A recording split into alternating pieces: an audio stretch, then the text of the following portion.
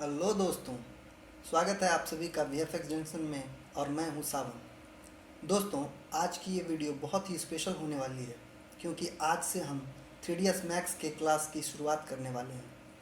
आज के वीडियो में हम बात बताने वाले हैं कि 3ds Max में हम किस किस टॉपिक को कवर करेंगे, साथ ही 3ds Max के इंटरफेस और कुछ इम्पॉर्टेंट शॉर्टकट्स को भी जानेंगे।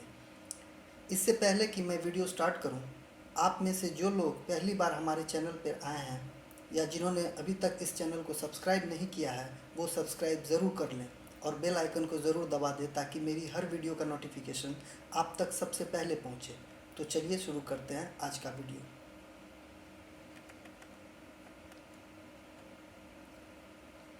दोस्तों, इससे पहले कि हम शुरू करें, सबसे पहले हम ये जान लेते हैं कि 3D आखिर होता क्या है।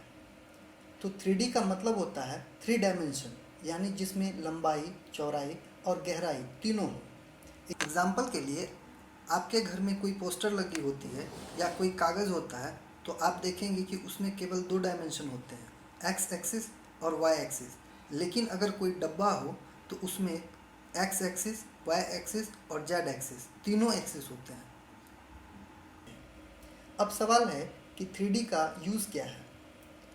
आज के समय में 3D का यूज़ हर फील्ड में होता है, जिसमें से सबसे इम्पॉर्टेंट फील्ड है सिनेमा, टीवी सीरियल या web series, architectural visualisation, advertisements, game development etc. इतना ज़्यादा यूज़फुल होने की वजह से आज के समय में 3D आर्टिस्ट की डिमांड भी बहुत ज़्यादा होती है।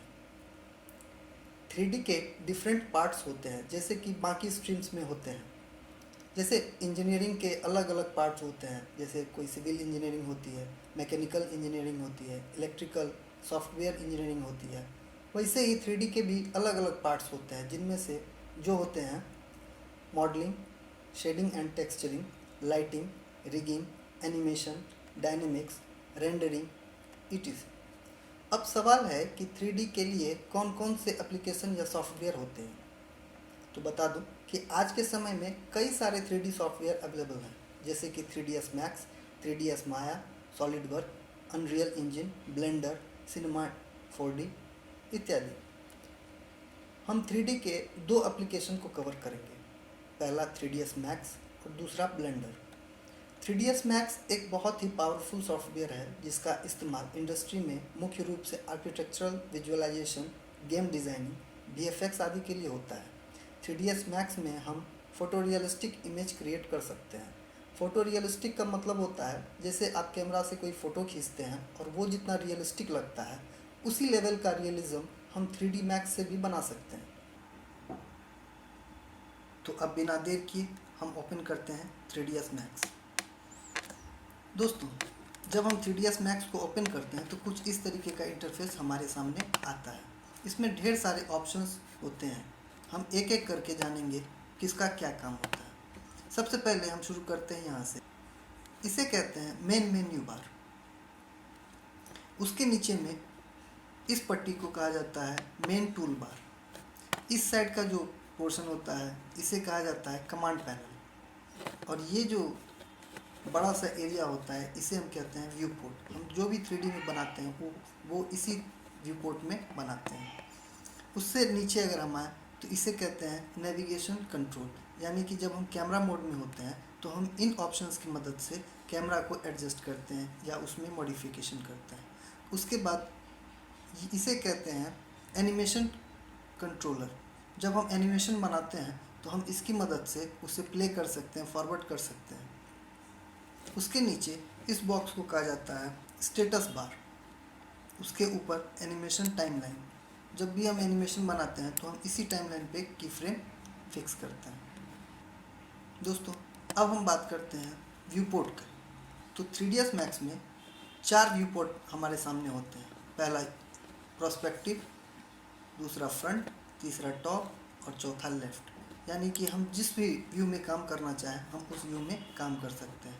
वैसे ये चारों व्यू एक साथ हमें अभी नज़र आ रहे हैं। अगर हम चाहें कि हम पर्सपेक्टिव में काम करें तो उसके लिए हम पर्सपेक्टिव व्यू में क्लिक करके Alt+W प्रेस करते हैं तो पर्सपेक्टिव व्यू हमारा बड़ा हो जाता है। उसी तरीके से Alt+W करने से फिर से हम चारों व्यू में आ जाते हैं।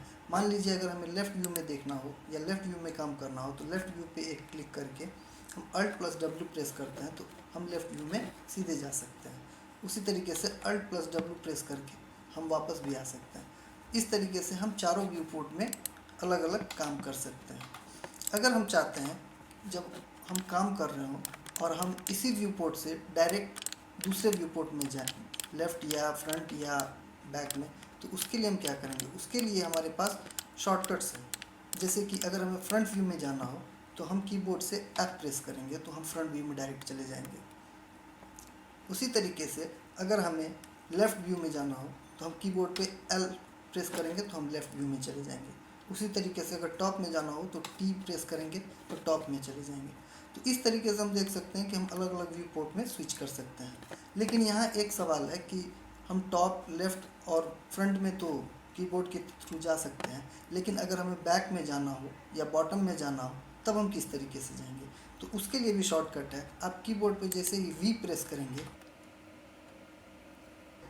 तो ये ऑप्शंस हमारे सामने आ जाते हैं। अब जिस पर भी, जैसे अगर राइट व्यू में जाना हो तो राइट व्यू में हम जा सकते हैं। आप देख सकते हैं कि यहाँ से हमें पता चल रहा है कि हम राइट व्यू में आ गए हैं।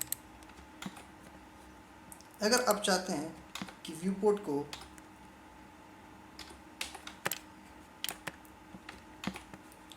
छोटा या बड़ा करना तो आप यहाँ से स्लाइड करके भी इसे व्यू पोर्ट को बड़ा या छोटा कर सकते हैं।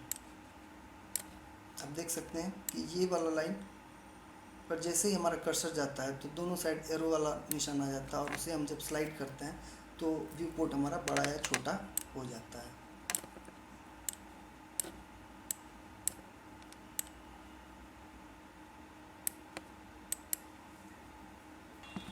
थ्री डी में जब हम कोई ऑब्जेक्ट बनाते हैं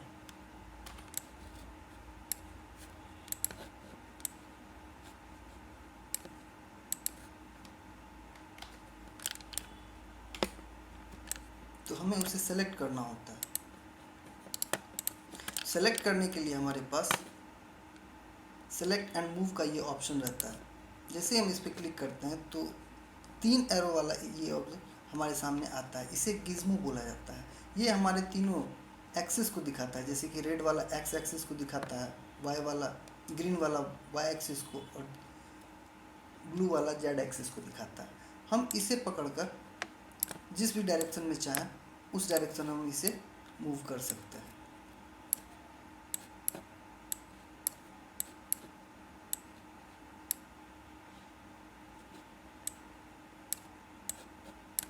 अब अगर इसे हम रोटेट करना चाहें तो उसके लिए हमारे पास यहाँ रोटेशन का ऑप्शन अवेलेबल है। इस पर जैसे हम क्लिक करेंगे तो ये हमारा रोटेशन के लिए तैयार हो जाएगा। तो यहाँ पे हम देख सकते हैं कि जब हम इसे रोटेट करते हैं तो ये 1 डिग्री के हिसाब से रोटेट हो रहा है। अगर इस तरीके से हमें 90 डिग्री पे इसे रोटेट करना हो तो ये काफ़ी मुश्किल काम होता है। तो उसके लिए हम क्या करते हैं, हम एक ऑप्शन का इस्तेमाल करते हैं जिसे बोलते हैं एंगल स्नैप। इसे बोला जाता है एंगल स्नैप। जैसे हम एंगल स्नैप पे क्लिक करते हैं तो ये 5 डिग्री के अंतर पे रोटेट करता है। तो इस तरीके से हम इसे 90 डिग्री पे आसानी से रोटेट कर सकते हैं। दूसरा चीज़ है कि आप यहाँ पर देख सकते हैं, जैसे मैं यहाँ पे रोटेट कर रहा हूँ, यहाँ पे तीनों एक्सिस में वो रोटेशन दिखाई दे रहा है। मान लीजिए अगर हम इसे 90 डिग्री पे रोटेट करना चाहते हैं तो हम अगर यहाँ पे 90 डालेंगे तब भी ये 90 डिग्री पे रोटेट हो जाएगा। अगर हम 180 डालेंगे तो ये 180 डिग्री पे रोटेट हो जाएगा। उसी तरीके से हम इसे यहाँ की मदद से मूव भी कर सकते हैं। आप देख सकते हैं जैसे ही हम स्लाइड करेंगे तो ये मूव भी करेगा। और या यहाँ पर अगर हम वैल्यू दे देते हैं, मान लीजिए हम 100 डालते हैं तो ये उस तरीके से मूव भी करेगा। आप जब भी कभी मॉडलिंग करें तो हमेशा कोशिश करें कि इसका ओरिजिन हमेशा 0 रखें।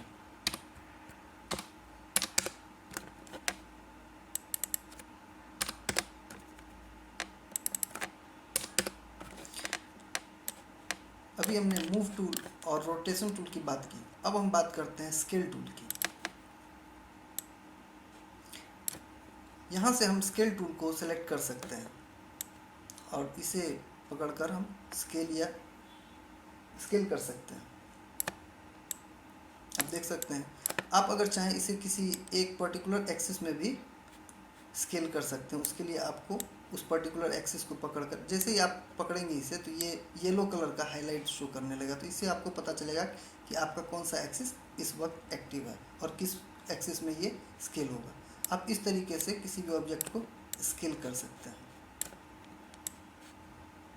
अगर बात करें शॉर्टकट्स की, तो तीनों का अपना अपना शॉर्टकट है। जैसे कि अगर आप मूव टूल इस्तेमाल करना चाहते हैं तो कीबोर्ड पे W प्रेस करेंगे तो ये मूव टूल में कन्वर्ट हो जाएगा।